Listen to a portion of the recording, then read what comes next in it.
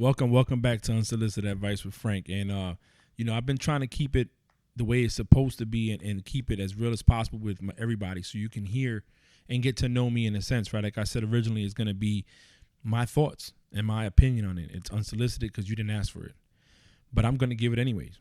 But lately, what I've been doing is allowing you to get to know me. So when you start hearing me talk about things that you probably didn't think I would talk about, it doesn't come to a surprise to you.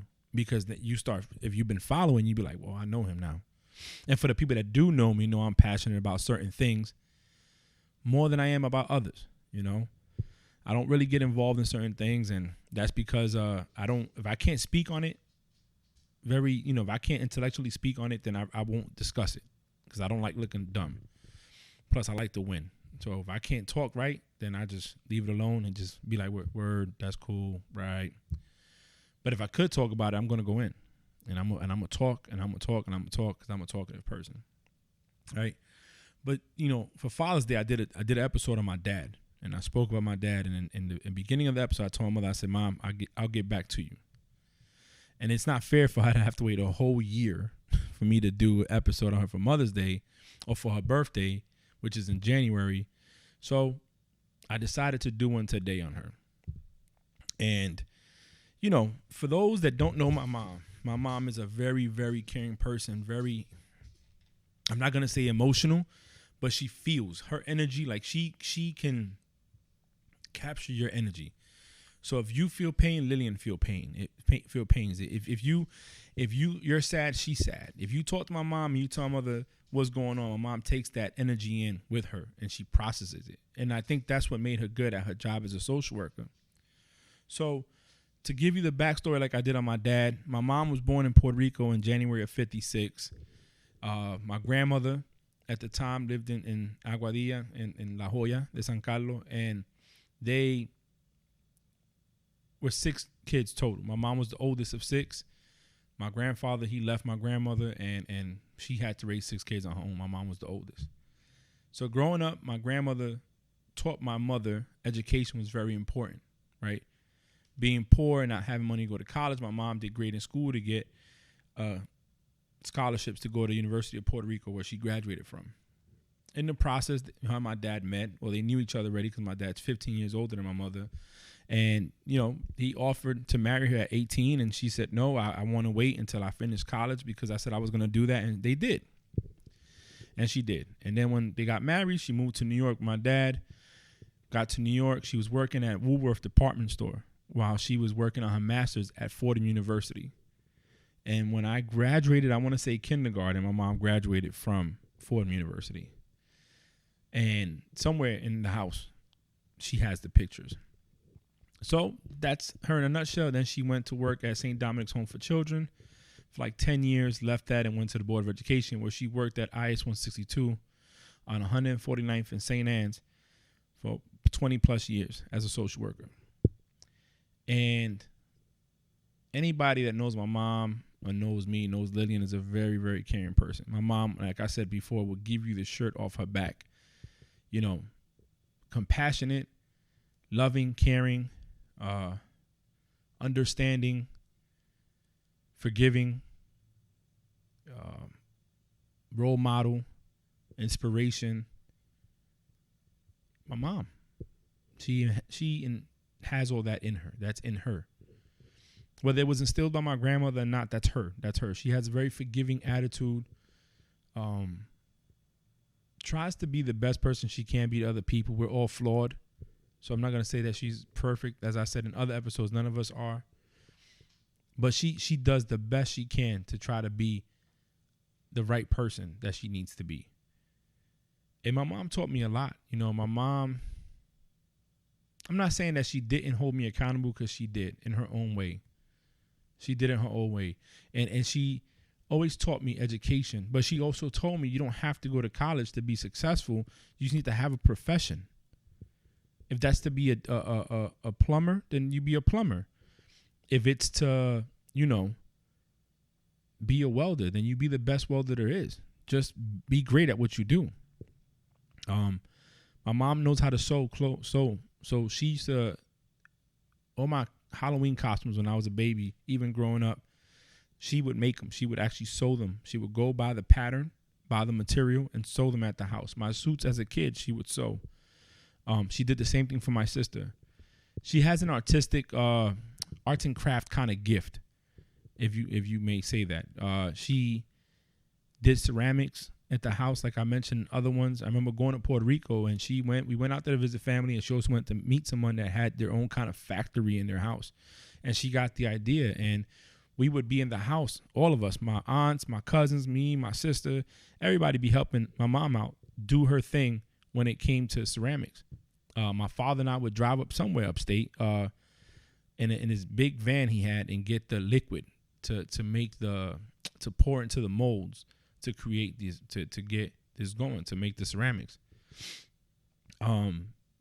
She did that. She also had that party supply store in the South Bronx, and she did souvenirs for baby showers and weddings and all that other stuff. There was nothing, anything she put her mind to, she can do, to be honest with you.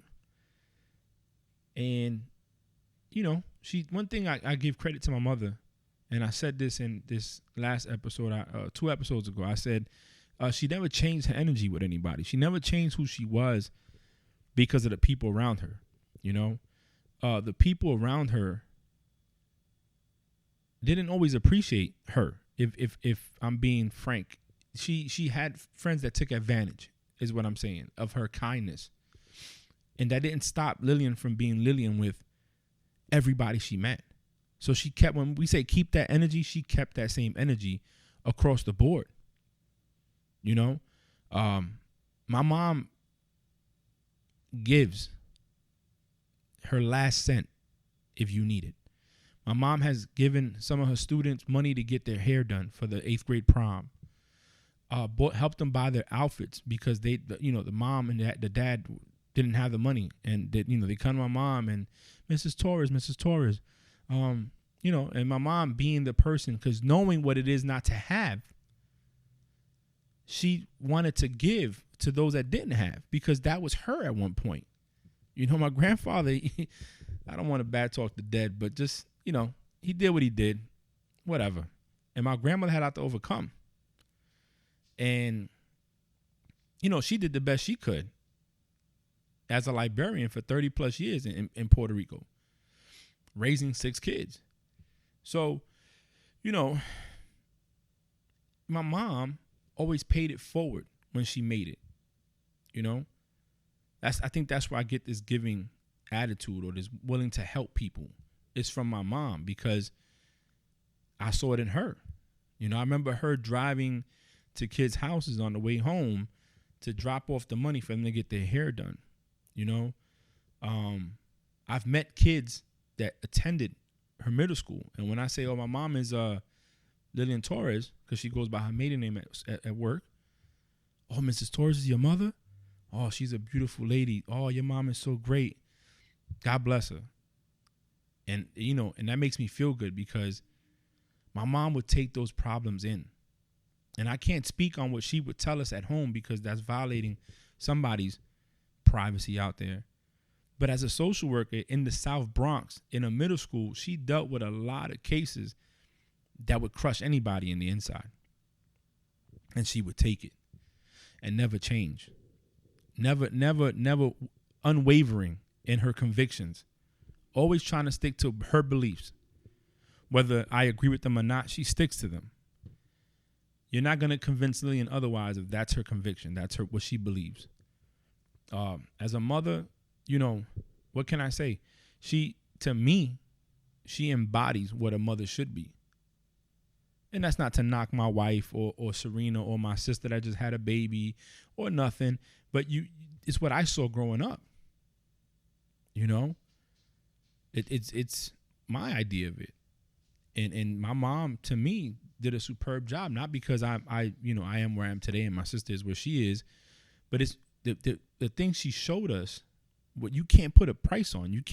School doesn't teach you that. And that was love and caring and affection and conversation and learning how to talk about your emotions. As minorities, as a Hispanic man, traditionally we don't talk about emotions. We don't talk about our feelings. We bottle that up, right? That's that whole I'm a man thing. But my mom taught me that it's okay at an early age to talk about your issues, to talk about your feelings, to express how you feel, because it's okay to open up. It's not weakness. Don't be like everybody else. My mother, her friends to this day, when she comes to the Bronx, if they still there, they come to my sister's house, they visit her. She keeps in contact with them. You can always catch her on Facebook putting up some positive quote. A lot of conversations she had with my grandmother, she tells me about, and I was able to see those conversations. I was. My grandmother passed away in 2001. I was already in the Navy. But previous to that, I spent a lot of time with both of them, and I saw the connection. And me and my mom have those same conversations now, you know. Somebody texted her and told her they loved her and they appreciate the impact in her life. And I told her I was glad that she was able to smell those flowers while she's still alive to smell them, because, you know, we tend to acknowledge those people that we respect and love and admire once it's done. When it's all said and done and they're gone, that's when we acknowledge them. But can they really hear us? I mean, if you're a Christian, you believe you go into heaven and you can see and you can hear. Your spirit ascends, right? But despite whatever you believe, the person's not there in the physical anymore. And my mom just, I don't know. I can go in here forever like I could on my dad, describing Lillian Ferrer to you. But I will say this. I will say this about Lillian. Respected, admired, loved. She'll go to war for her kids or anybody she loves. Loves her grandchildren. It's a provider not only for us, but her siblings when they need help.